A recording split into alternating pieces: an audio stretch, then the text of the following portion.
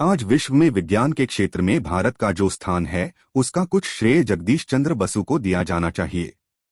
अपनी अलौकिक प्रतिभा, गहन अन्वेषण और कार्यक्षमता से उन्होंने जो नई जानकारियां प्रदान की, उससे केवल भारत ही नहीं बल्कि सारा संसार लाभान्वित हुआ है।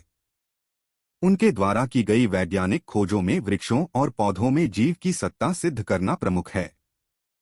श्री बसु का जन्म नवंबर 1857 को बंगाल प्रांत के ढाका जिले के राढ़ीखाल गांव में हुआ था। उनके पिता श्री भगवानदास बसु उन दिनों बंगाल के फरीदपुर जिले में डिप्टी कलेक्टर थे। वे बड़े साहसी थे। उनकी माता भी सुसंस्कृत और स्नेह रखने वाली महिला थीं।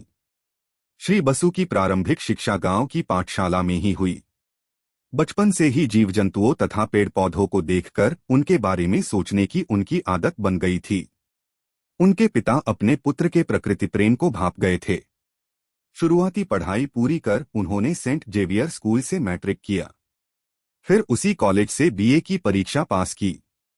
इस कॉलेज में उन्हें सुप्रसिद्ध शिक्षा शास्त्री और वैज्ञानिक फादर लिफांट के संपर्क में आने का अवसर मिला, जिससे उनकी रुचि भौतिक विज्ञान की ओर हो गई। वे भौतिकी के रोचक प्रयोगों के प्रति आकर्षण अनुभव करने लगे। उच्च शिक्षा प्राप्ति के लिए वे इंग्लैंड गए।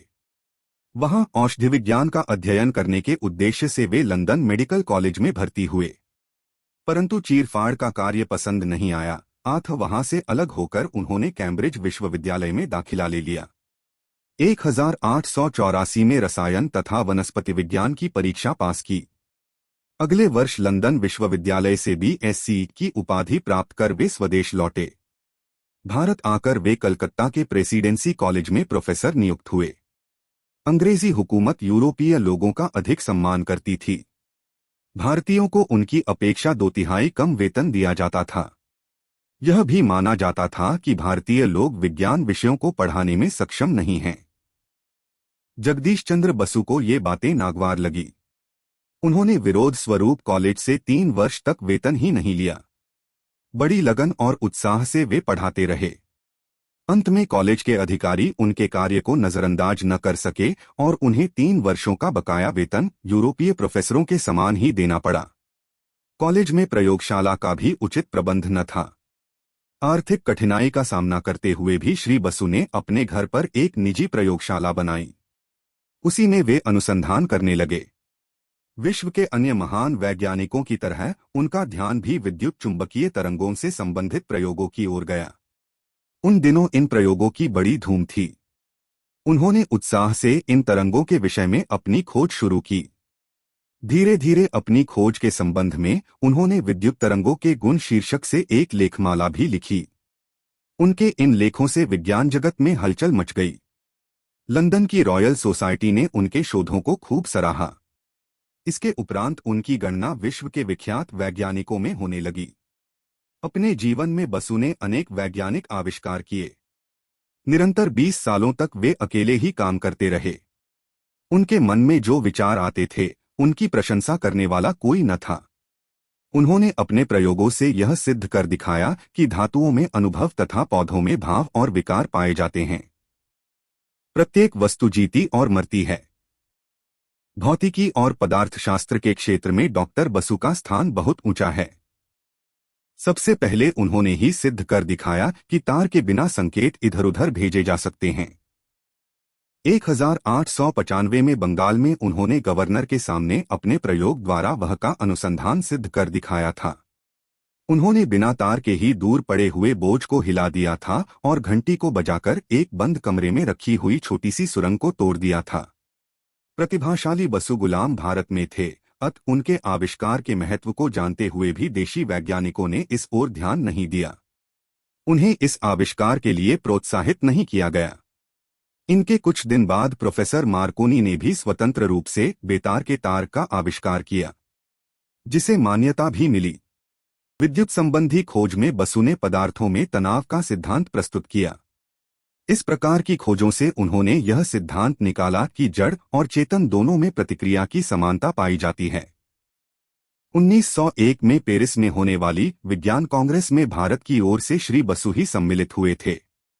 उनके व्याख्यानों का श्रोताओं पर इतना प्रभाव पड़ा कि यूरोप के लगभग सभी विख्यात विश्वविद्यालयों ने उन्हें व्याख्यान देने के लिए आमंत्रित किया। 10 मई 1901 को रॉयल सोसाइटी ऑफ इंग्लैंड ने उन्हें व्याख्यान देने का अवसर देकर सम्मानित किया। वहां उन्होंने वनस्पति तथा खनिज पदार्थों के संबंध में अपने आविष्कारों का वर्णन किया।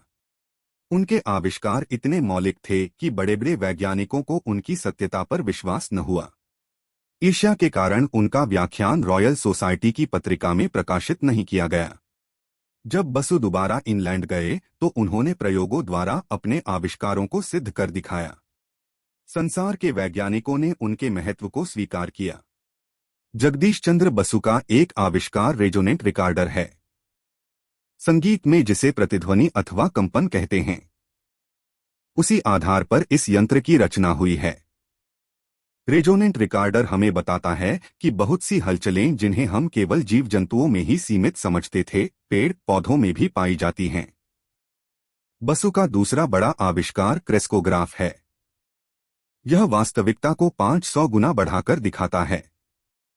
जगदीश चंद्र बसु ने विज्ञान की जो सेवा की, उसके उपलक्ष्य में देश विदेश में उन्होंने व्यापक सम्मान अर्जित किया। 1902 में पेरिस की विज्ञान कांग्रेस में भारतीय वैज्ञानिक बतौर वे सम्मिलित हुए। 1903 में उन्हें CIE तथा 1912 में CSI की उपाधि से सम्मानित किया गया। 1917 में भारत की ब्रिटिश हुकूमत ने उन्हें सर की उपाधि दी। 1895 में लंदन विश्वविद्यालय ने उन्हें डॉक्टर ऑफ साइंस की उपाधि दी।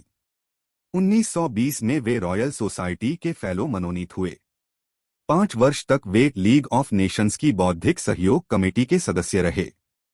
1915 में प्रेसिडेंसी कॉलेज से सेवानिवृत्त हो जाने के बाद वे एक स्वतंत्र विज्ञानशाला स्थापित करने के प्रयत्न करने लगे।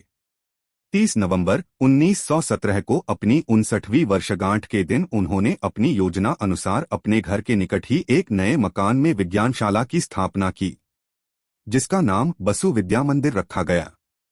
इसमें उन्होंने अपनी कमाई का बड़ा हिस्सा लगा दिया था। सरकार ने भी इस विज्ञानशाला को नियमित रूप से वार्षिक सहायता देने का प्रबंध किया। जीवन के अंतिम क्षणों में उन्होंने अपने समस्त आविष्कार और नवनिर्मित यंत्र आदि इस संस्था को दान करके संस्था को राष्ट्र सेवा में अर्पित कर दिया। इस विज्ञान मंदिर की स्थापना से उनका नाम अमर हो गया। डॉक्टर बसु एक धैर्यवान, दृढ़ संकल्प, कोमल हृदय और सच बोलने वाले व्यक्ति थे। उन्होंने धन की कभी परवाह नहीं की। अपने किसी आविष्कार का पेटेंट नहीं कराया। वे पहले व्यक्ति थे जिन्होंने अंग्रेजों के मन से इस विचार को निकाल देने में सफलता पाई कि भारतीय लोग विज्ञान शिक्षा देने में अक्षम हैं। 1936 में बीमार हो जाने पर स्वास्थ्य लाभ के लिए वे गिरिडीह गए। 23 नवंबर 1936 को 78 वर्ष की आयु में वहीं उनका देहांत हो गया। अपना सारा जीवन राष्ट्र के हित में लगाकर उन्होंने एक आदर्श हमारे सामने रखा। उनके अद्भुत आविष्कार हमें हमेशा प्रेरित करते रहेंगे।